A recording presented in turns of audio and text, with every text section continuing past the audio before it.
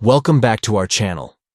In today's video, we're going to dive into a recent update on how to change your WhatsApp group ringtone using the PC app. If you've been missing out on personalizing your notifications, this is the perfect guide for you.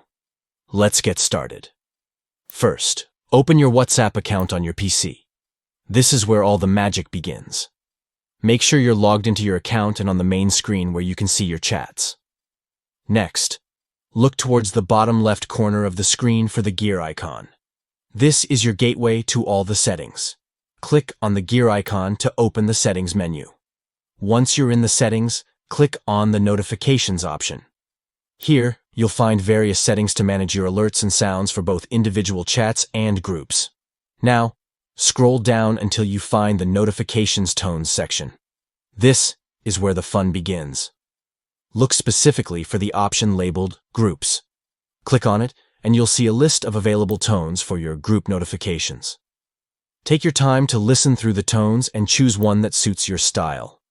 Once you've made your selection, simply confirm your choice, and you're all set. And that's it.